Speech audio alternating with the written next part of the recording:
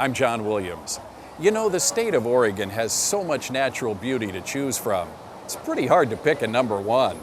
But today we're at Oregon's #1 public destination. Welcome to an accessible tour of Multnomah Falls and the historic Multnomah Falls Lodge. Multnomah Falls. Icy, pure water cascades 620 feet, making it the second highest waterfall in the United States. On land donated by businessman Simon Benson in 1922, the Multnomah Falls Lodge was built in 1925 to the tune of $40,000. Listed on the National Register of Historic Places in 1981. As is the case with most buildings of the past, travelers with disabilities really weren't factored into the design.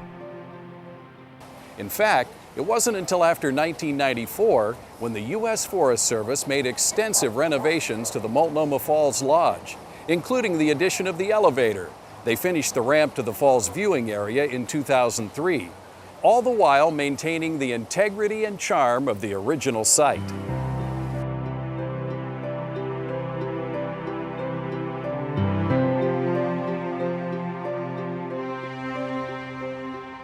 There's two ways to access the lodge. It's right along our way here on the historic Columbia River Highway, or right off the adjacent I-84 freeway. From the I-84 parking lot, we take a short jaunt under the freeway. The walkway is paved, but beware, there's some pretty steep inclines on the other side on our way to the lodge and to the falls. At the lodge, we find everything quite accessible. On the lower level, there's the snack bar, the gift shop, and the visitor center. The restaurant and bar are upstairs. Don't let the steps worry you. There's an elevator and wheelchair-accessible restrooms right through this door. Come on, let's go take a look.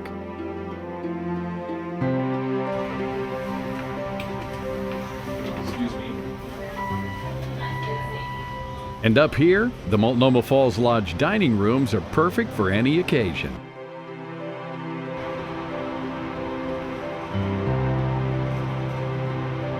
On any given day, you'll find the U.S. Forest Service giving interpretive talks, explaining the history, geology, and more about this Oregon treasure. Today, we're learning about different animals that you're likely to see here on your visit through the Columbia River Gorge National Scenic Area.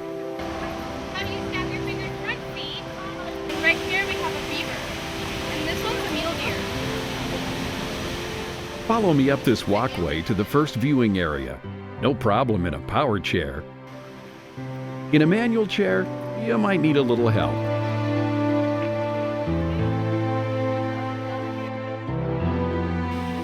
The pathway to the bridge up there is paved, but it's steep, and a few steps at the beginning make it inaccessible to a wheelchair. My wife hiked the trail all the way to the top. She tells me it's really worth the effort. No way in a wheelchair.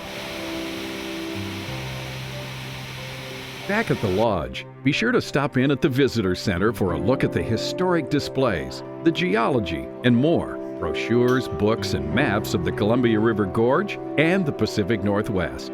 Staffed jointly by the Friends of Multnomah Falls and the U.S. Forest Service, the staff is happy to answer your questions about the falls, the lodge, and the Columbia River Gorge. A brochure about Multnomah Falls is available in Spanish, French, German, Japanese, Chinese, Korean, and Russian. Visitors may also inquire about free trail maps of the area, and for the serious hiker, several detailed maps can be purchased.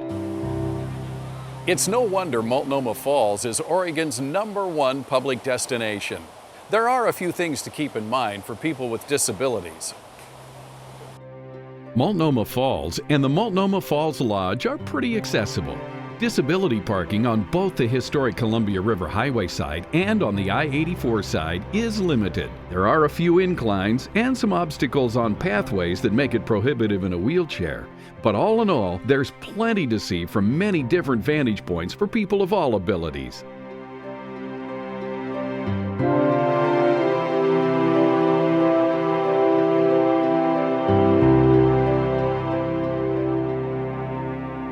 I hope this video helps you make your plans to visit Multnomah Falls soon. If you'd like more detailed information on accessibility, please go to the Columbia River Gorge National Scenic Area website. Thanks for watching. I'm John Williams, and I'll see you next time for another accessible journey.